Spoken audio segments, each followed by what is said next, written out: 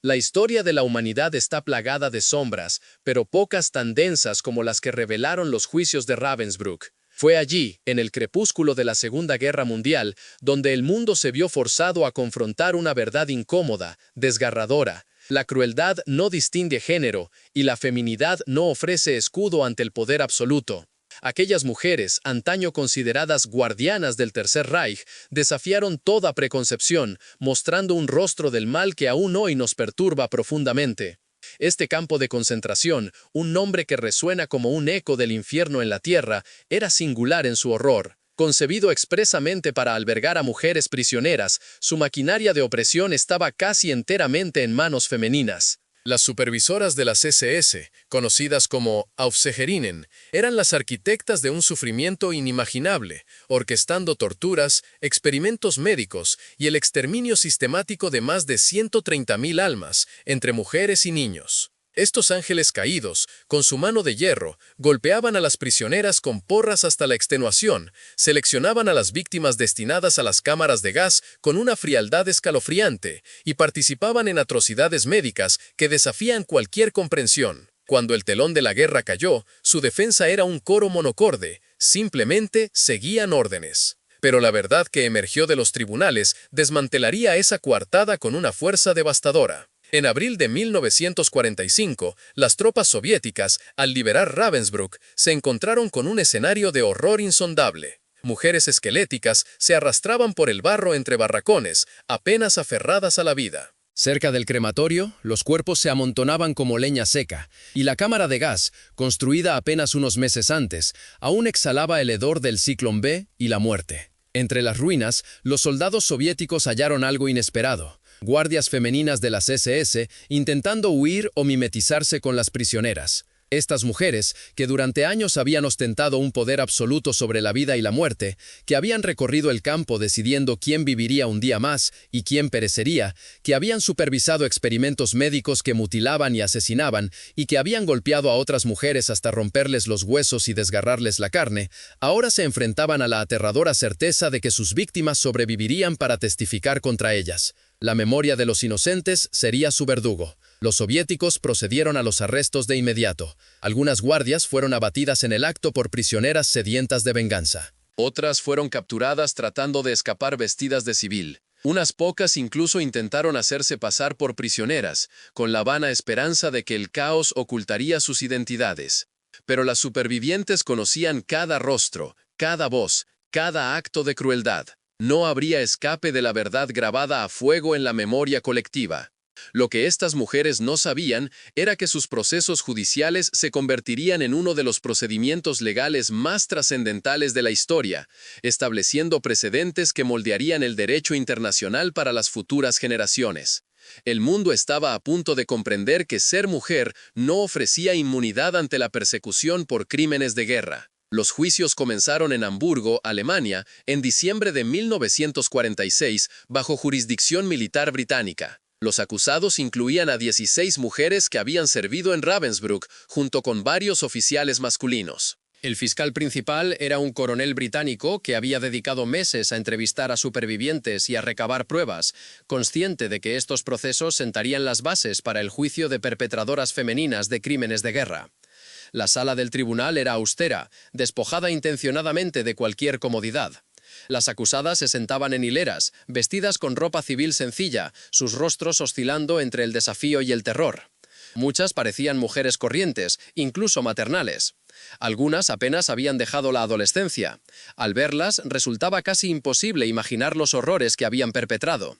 Superar esa percepción inicial, ese engañoso velo de normalidad, era precisamente el desafío que debían vencer los fiscales.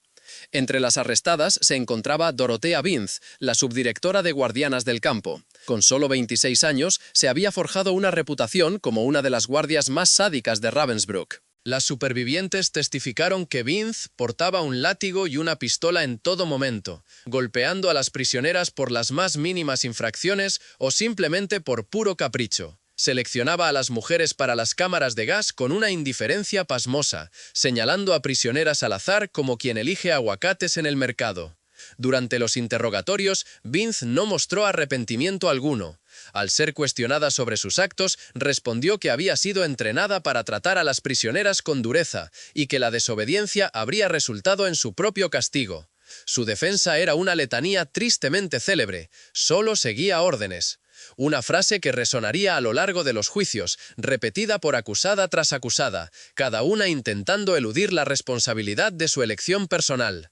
Pero los fiscales estaban preparados para esta estrategia defensiva. Habían reunido miles de declaraciones de testigos que detallaban actos específicos de crueldad que trascendían con creces cualquier orden. Documentaron casos de guardias que competían por ver quién podía golpear a las prisioneras con mayor severidad.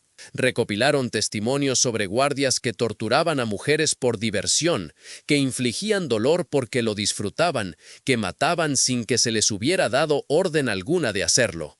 La evidencia era abrumadora. Estas mujeres no se habían limitado a obedecer. Habían abrazado su poder y lo habían ejercido con un entusiasmo desmedido, como un torbellino de maldad que arrasaba con todo a su paso. Uno a uno, los supervivientes subieron al estrado. Sus testimonios fueron devastadores. Describieron a guardias que golpeaban a mujeres embarazadas hasta provocarles abortos espontáneos, guardias que arrojaban bebés vivos contra las paredes, guardias que obligaban a las madres a presenciar la tortura de sus hijas. Los relatos eran tan gráficos, tan implacablemente brutales, que varios jurados solicitaron recesos para recomponerse. Una superviviente testificó sobre una guardia llamada Greta Bossel, quien había seleccionado a su hija adolescente para experimentos médicos. La madre suplicó, ofreciéndose a ocupar el lugar de su hija. Bossel se rió y dijo que la niña tenía un valor científico mayor. La hija murió 3 semanas después a causa de infecciones provocadas por experimentos de heridas infligidas deliberadamente. Cuando la madre identificó a Bossel en el tribunal, se desmoronó por completo, incapaz de continuar su testimonio. Bossel no mostró emoción alguna. Al preguntársele si recordaba el incidente, respondió que se habían realizado muchos experimentos y que no podía recordar a cada sujeto. Su frialdad espantó incluso a los jueces. Allí estaba una mujer discutiendo la tortura de niños como quien habla de archivar documentos. Era como un témpano de hielo en medio del más ardiente infierno. Los abogados defensores se enfrentaron a una tarea titánica e imposible. ¿Cómo humanizar a clientes cuyas acciones parecían inhumanas? ¿Cómo generar simpatía por mujeres que no habían mostrado ninguna compasión hacia sus víctimas? Su estrategia se centró en presentar a las acusadas como productos de la adoctrinación nazi, como mujeres atrapadas en un sistema que castigaba la desobediencia con la muerte. Trajeron testigos que testificaron que las guardias que se negaban a golpear a las prisioneras eran ellas mismas golpeadas o enviadas a trabajos forzados. Argumentaron que estas mujeres habían sido condicionadas a través de la propaganda y el entrenamiento para ver a las prisioneras como amenazas infrahumanas para la supervivencia alemana. Afirmaron que las acusadas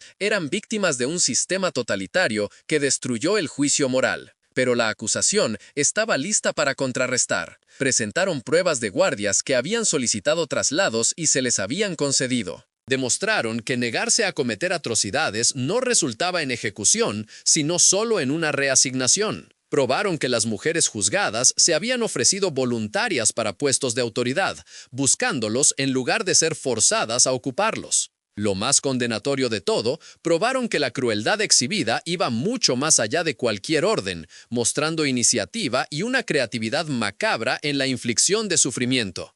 No eran peones, sino arquitectas de su propio horror. El punto de inflexión llegó cuando los fiscales presentaron el testimonio de una ex guardia que se había negado a participar en ejecuciones. Ella testificó que, cuando le dijo a su supervisora que no podía disparar a las prisioneras, fue reasignada a tareas administrativas. No hubo castigo, no hubo amenaza a su vida, solo un trabajo diferente. Este único testimonio hizo añicos la defensa de «no tuve elección» como un castillo de naipes. Si estas mujeres hubieran sido realmente forzadas a cometer atrocidades bajo amenaza de muerte, ¿por qué esta guardia había sobrevivido simplemente negándose? La respuesta era clara como el agua. Siempre tuvieron una elección. Y eligieron la crueldad, trazando su propio camino hacia la oscuridad. Las acusadas cayeron en la desesperación a medida que la evidencia se acumulaba. Algunas intentaron negar incidentes específicos, alegando error de identidad, a pesar de múltiples testigos. Otras admitieron cargos menores mientras negaban las peores acusaciones. Unas pocas se derrumbaron y confesaron, llorando y afirmando que no sabían por qué habían actuado con tanta crueldad. Pero muchas permanecieron desafiantes, insistiendo en que solo habían cumplido con su deber para Alemania. Su rostro era un espejo roto de la condición humana. Herta Oberhauser, una médica que había realizado experimentos en Ravensbrück, ofreció quizás la defensa más escalofriante. Argumentó que sus experimentos eran científicamente valiosos, que el sufrimiento de sus sujetos contribuía al conocimiento médico. Parecía genuinamente perpleja por el horror que provocó su testimonio. En su mente, había estado realizando un trabajo importante. Que las prisioneras murieran en agonía era simplemente el costo del progreso científico, un peaje necesario en el camino de la razón deshumanizada. La fiscalía presentó fotografías de las víctimas de Oberhauser, mujeres a cuyas piernas se les había infectado deliberadamente con gangrena, a quienes se les había inyectado drogas experimentales, quienes habían sufrido fracturas óseas intencionales para probar métodos de curación. Las imágenes eran tan perturbadoras que no se mostraron al público. Oberhauser las miró sin expresión y luego explicó la justificación científica detrás de cada procedimiento, como un botánico describiendo plantas. Su completa falta de empatía resultó más condenatoria que cualquier prueba material. Aquí había una mujer que había jurado sanar, que en cambio había elegido torturar, y que aún creía no haber hecho nada malo. Los fiscales no necesitaron argumentar en su contra. Simplemente la dejaron hablar, y sus propias palabras, frías y calculadas, la condenaron sin apelación. Fue como escuchar a un juez dictar su propia sentencia. A medida que los juicios avanzaban, surgieron patrones en los antecedentes de las acusadas. Muchas provenían de familias de clase trabajadora y vieron sus puestos en las SS como oportunidades de ascenso social y económico. El salario era bueno, la vivienda cómoda, la autoridad embriagadora. Para las mujeres en la Alemania nazi, donde las oportunidades se limitaban en gran medida a roles domésticos, convertirse en guardia de campo ofrecía un poder y un estatus que no podían obtener en ningún otro lugar. Fue una escalera al infierno disfrazada de progreso. Varias acusadas testificaron que inicialmente habían disfrutado de su trabajo. El uniforme les hacía sentirse importantes. La capacidad de imponer obediencia les daba una sensación de control que nunca antes habían experimentado.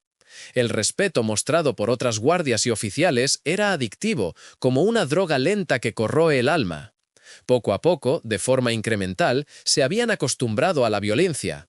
Lo que al principio las horrorizaba se volvió rutinario. Lo que inicialmente las disgustaba se volvió aceptable.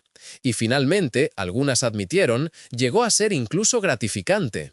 Fue un descenso progresivo, un laberinto moral sin retorno. Esta corrupción moral gradual fascinó y horrorizó a los observadores, como una flor venenosa abriendo sus pétalos. Estas mujeres no comenzaron siendo monstruos. Se transformaron en ellos a través de un proceso de normalización, mediante pequeños compromisos que se acumularon en una culpa abrumadora. Cada acto de crueldad facilitaba el siguiente. Cada víctima deshumanizada hacía que la siguiente pareciera menos humana. Descendieron al abismo del mal una elección a la vez. Una acusada, al preguntársele cómo pudo haber golpeado a una mujer hasta la muerte por un trozo de pan robado, respondió con una confusión genuina. Pero era una prisionera, el pan pertenecía al Reich. En su mente, la jerarquía era tan absoluta, tan natural, que matar para hacerla cumplir parecía razonable. La humanidad de la prisionera había sido borrada tan completamente que su muerte no tenía más peso moral que aplastar una mosca. Su juicio moral estaba tan corroído como un viejo puente oxidado. La pregunta nos persigue aún hoy. ¿Cómo llega una persona a ese punto? ¿Cómo se transforma una mujer común en alguien capaz de tales actos? Los juicios no revelaron una respuesta sencilla.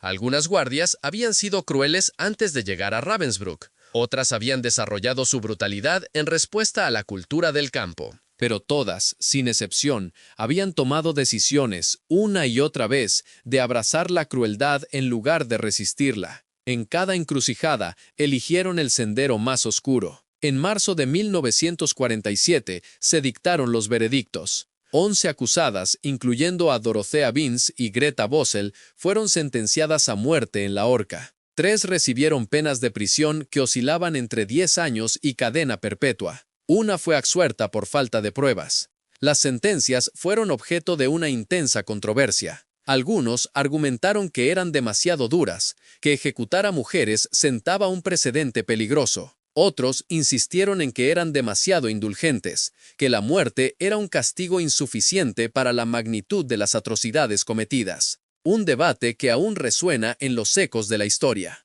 Las ejecuciones se llevaron a cabo en mayo de 1947 en la prisión de Hamel. Las mujeres condenadas fueron conducidas a la horca una por una. Algunas marcharon en silencio, con la mirada perdida. Otras lloraron y suplicaron piedad. Dorothea Vince, quien no había mostrado emoción alguna durante todo su juicio, se desvaneció cuando la soga fue colocada alrededor de su cuello, requiriendo que los guardias la sujetaran mientras se abría la trampilla. Su muerte fue instantánea, un desenlace abrupto a una vida de horror. La justicia, aunque demoraba, finalmente se había cumplido, cerrando un capítulo, pero no la herida. Pero los juicios de Ravensbrück estaban lejos de concluir. Los procedimientos de Hamburgo habían juzgado solo a una fracción de las guardias. Decenas más habían escapado a diversas partes de Alemania y más allá. Algunas se habían desvanecido en la vida civil, cambiaron sus nombres, se casaron y formaron familias, como fantasmas que se niegan a ser vistos.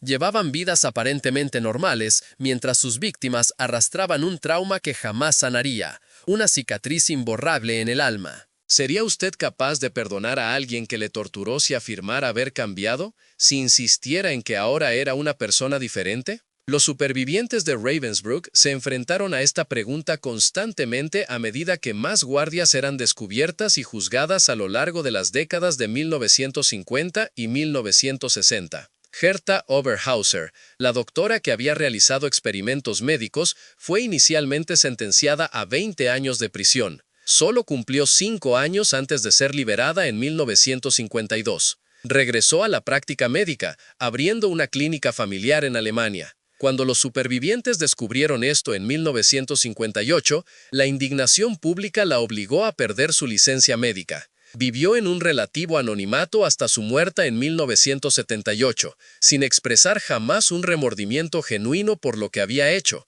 como un árbol seco que nunca dio fruto de arrepentimiento. Su caso subraya uno de los aspectos más inquietantes del sistema de justicia de posguerra, la erosión gradual de la memoria y la búsqueda de una paz que a menudo olvida a las víctimas. Si estas revelaciones sobre la historia, sobre la complicidad en el mal y sobre cómo la crueldad no conoce género, le han conmovido, y si cree que la justicia, aunque a veces llegue tarde, siempre tiene un peso innegable, le invitamos a unirse a nuestra comunidad. Sus supergracias nos permiten seguir desenterrando estas verdades incómodas que nos ayudan a comprender no solo el pasado, sino también la oscuridad que puede emerger en cualquier sociedad bajo las condiciones adecuadas. Pulse el botón de supergracias para apoyar nuestro trabajo y siga explorando con nosotros los rincones más profundos de la historia, porque el conocimiento es la luz que disipa las sombras. En la quietud de un pueblo de La Mancha o en el ajetreo de una ciudad vibrante como Buenos Aires, solemos imaginar que la maldad extrema se esconde tras rostros monstruosos. Sin embargo, la historia de Ravensbrück nos obliga a confrontar una verdad mucho más inquietante. La crueldad más abyecta puede florecer en el jardín de lo cotidiano, vestida con ropas de apariencia inofensiva. Nos enseña que el poder sin rendición de cuentas corrompe de forma absoluta, transformando a personas comunes en verdugos implacables. Nos revela que la educación, el profesionalismo e incluso el género no ofrecen inmunidad alguna frente a la capacidad humana para el mal. Lo más desazonador es cómo estos perpetradores, mujeres en su mayoría, construyeron marcos morales en sus propias mentes para justificar lo injustificable. Alegaron haber seguido órdenes, haber protegido a Alemania, haber cumplido con su deber o haber sido víctimas de las circunstancias. En sus propias narrativas, jamás se consideraron verdaderamente responsables del sufrimiento que causaron. Este patrón de negación y justificación, documentado con una dolorosa claridad en los juicios de Ravensbrück, es una constante en cada genocidio, cada atrocidad masiva y cada sistema de opresión, evidenciando nuestra facilidad para cometer actos inmorales sin experimentar disonancia cognitiva. Pero, frente a este abismo moral, se alzó una fuerza inquebrantable: el compromiso con la memoria de los supervivientes. Estas mujeres, quienes lograron salir del infierno de Ravensbrück, dedicaron décadas de sus vidas a perseguir a los antiguos guardias que habían eludido a la justicia. Su determinación fue un verdadero faro, impulsando a los gobiernos a reabrir casos y testificando una y otra vez, reviviendo su trauma para asegurar que los responsables de los crímenes enfrentaran las consecuencias. Esta persistencia incansable condujo a docenas de condenas adicionales a lo largo de los años 60 y 70, marcando un punto de inflexión cuando Alemania Occidental finalmente se comprometió a enjuiciar los crímenes nazis. A pesar de esta lucha heroica, la rendición de cuentas se desdibujó con el tiempo, una vez que la atención pública decayó. Con las tensiones de la Guerra Fría redefiniendo las prioridades, muchos criminales de guerra nazis, especialmente las mujeres, recibieron penas reducidas o liberaciones anticipadas. La necesidad imperiosa de condenar fue cediendo ante el deseo de avanzar, de reconstruir, de intentar olvidar. Sin embargo, los supervivientes se negaron a borrar de su memoria lo sucedido. La imagen de las mujeres como cuidadoras y protectoras chocaba violentamente con la realidad de aquellas que habían torturado y asesinado. Esta disonancia cognitiva llevó a algunos observadores a minimizar la agencia de las perpetradoras, retratándolas como víctimas de la autoridad masculina o de la ideología nazi, en lugar de participantes activas en el genocidio. No obstante, las pruebas presentadas en los juicios narraron una historia muy distinta. Estas mujeres buscaron activamente posiciones de poder, ejercieron su autoridad con entusiasmo, se labraron una reputación por formas particulares de crueldad y adiestraron a nuevos guardias en métodos de tortura. En todo el sentido de la palabra, fueron perpetradoras que eligieron sus acciones y abrazaron sus consecuencias con una frialdad escalofriante. Reconocer la capacidad femenina para la violencia sigue siendo incómodo incluso hoy. Preferimos imaginar a las mujeres como inherentemente menos violentas, más empáticas y naturalmente opuestas a la crueldad. Los juicios de Ravensbrück pulverizaron esta cómoda ficción. Demostraron que, investidas de poder, autoridad y una ideología deshumanizadora, las mujeres son plenamente capaces de cometer las mismas atrocidades que los hombres. Esta revelación no disminuye en absoluto los crímenes cometidos por los hombres, ni sugiere equivalencia donde no la hay. Lo que hace es complejizar nuestra comprensión de la naturaleza humana, obligándonos a reconocer que la capacidad moral y la elección ética no están determinadas por el género, sino por el carácter, las circunstancias y los sistemas que construimos y en los que participamos. Uno de los juicios más significativos tuvo lugar en Berlín en 1965, 20 años después de la liberación del campo, y se centró en administradores y guardias que habían sido pasados por alto en procesos anteriores. Para entonces, las acusadas eran mujeres de mediana edad, con familias y carreras consolidadas. Se habían convertido en maestras de escuela rural en Galicia, enfermeras dedicadas en un hospital de Sevilla o dueñas de pequeños negocios en los barrios de Madrid. Habían llevado vidas aparentemente normales, mientras sus víctimas lidiaban con pesadillas recurrentes y la abrumadora culpa del superviviente. El contraste era crudo y moralmente angustioso. Estas mujeres habían reconstruido sus vidas, mientras aquellas a quienes habían torturado permanecían psicológicamente prisioneras de los fantasmas de Ravensbrück. ¿Era posible la redención para tales personas? ¿Podía alguien que había cometido actos tan monstruosos cambiar verdaderamente? Los tribunales se debatieron con estas preguntas, mientras los abogados defensores argumentaban que sus clientes se habían rehabilitado, que no representaban ninguna amenaza para la sociedad y que continuar el castigo carecía de propósito. Los supervivientes, sin embargo, estaban en desacuerdo.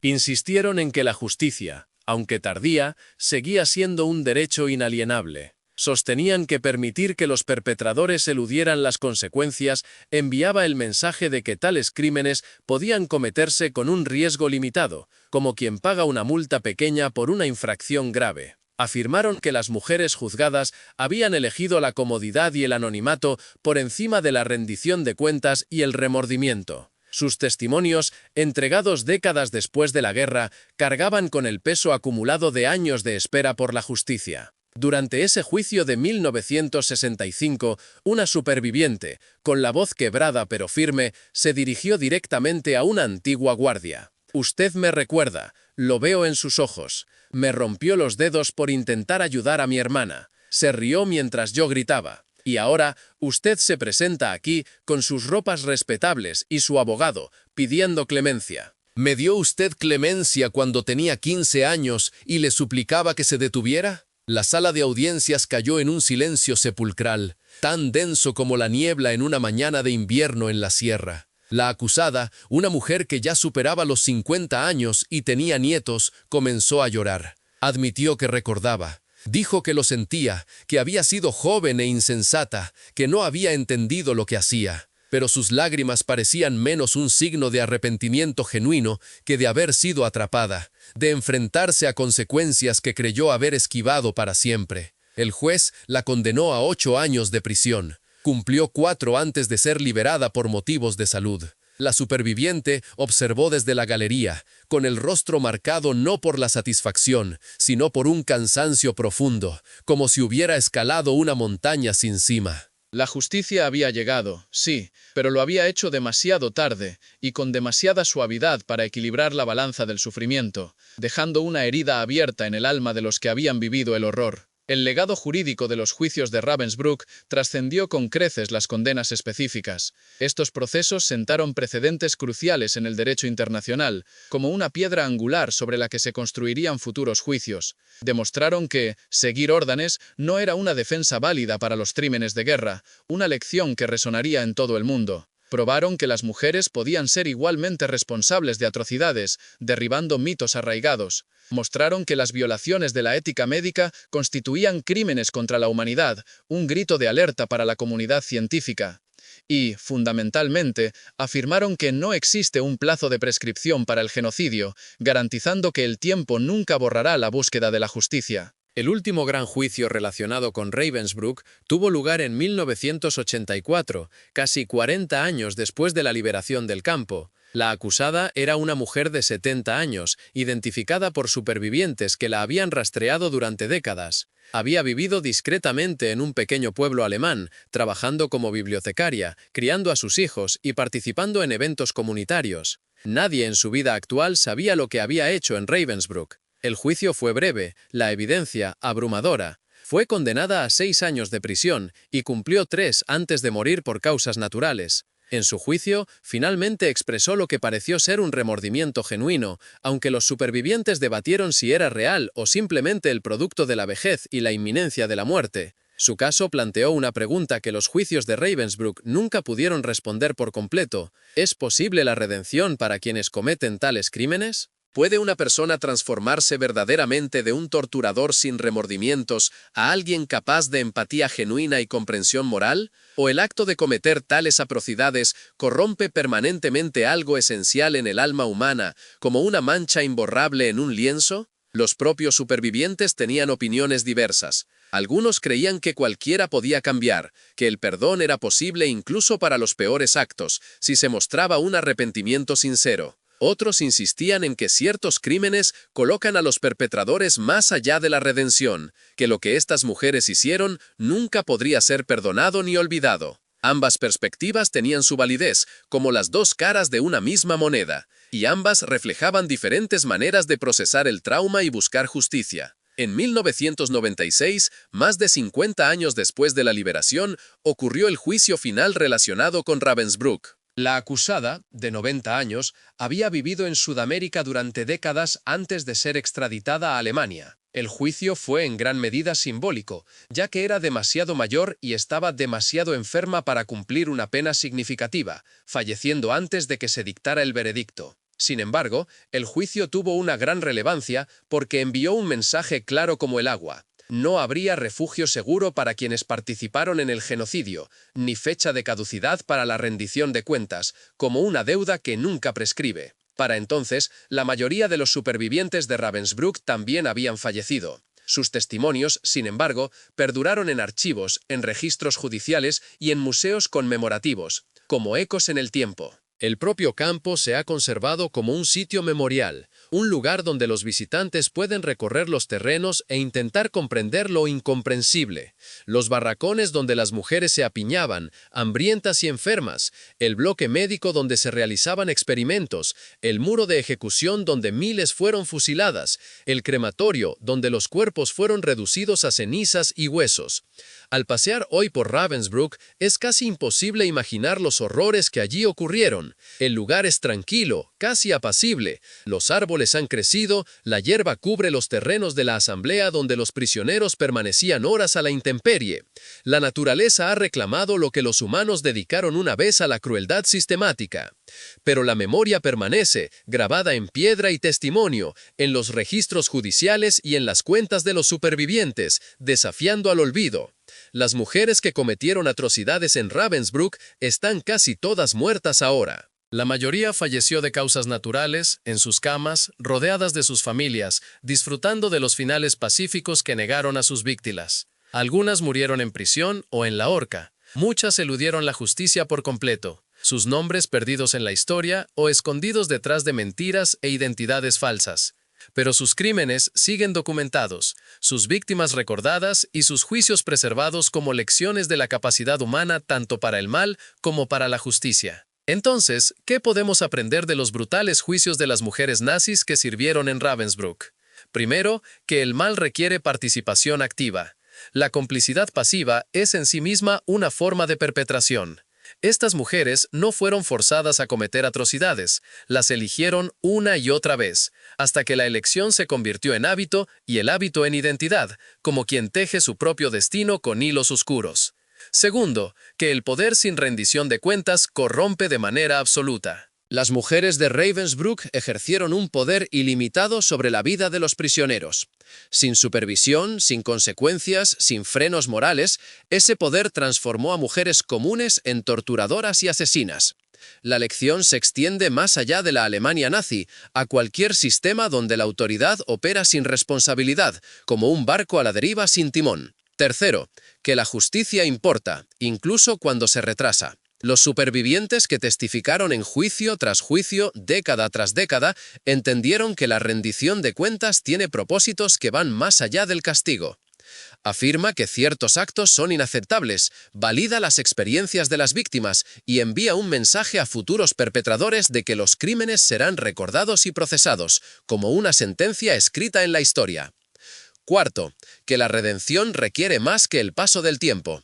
Muchos acusados afirmaron haber cambiado, ser personas diferentes a las que habían sido en Ravensbrück. Pero sin un remordimiento genuino, sin asumir la responsabilidad por actos específicos, sin dedicarse a reparar el daño, estas afirmaciones sonaban huecas, como campanas sin badajo. La redención no es pasiva, requiere una reconstrucción moral activa y un compromiso de por vida con valores diferentes. Finalmente, que la memoria sirve a la justicia cuando los tribunales no pueden. Los juicios solo pudieron procesar a una fracción de los responsables. La mayoría de los guardias eludieron las consecuencias legales, pero los testimonios de los supervivientes aseguraron que sus crímenes serían recordados, sus nombres registrados y sus acciones documentadas. En el tribunal de la historia, la rendición de cuentas persistió incluso cuando la justicia legal falló. La historia de Ravensbrück y sus juicios nos recuerda que la atrocidad no es cometida por monstruos, sino por seres humanos que toman decisiones monstruosas. Las mujeres que sirvieron allí eran comunes en la mayoría de los aspectos. Tenían familias, sueños, vulnerabilidades y fortalezas. Lo que las hizo extraordinarias fue su voluntad de abrazar la crueldad cuando se les dio la oportunidad y la autoridad. Esto debería aterrarnos mucho más que la imagen de monstruos inhumanos, porque significa que, bajo ciertas condiciones, con ciertas ideologías y sistemas en su lugar, la gente común puede convertirse en verdugos. Que cualquiera de nosotros, con poder, permiso y propaganda, podría ser capaz de actos similares. Que la línea entre lo humano y lo inhumano es más delgada y permeable de lo que queremos creer. Los juicios obligaron a estas mujeres a enfrentarse a sus víctimas y a sus elecciones. Algunas se quebraron bajo el peso de la confrontación. Otras mantuvieron la negación hasta la muerte.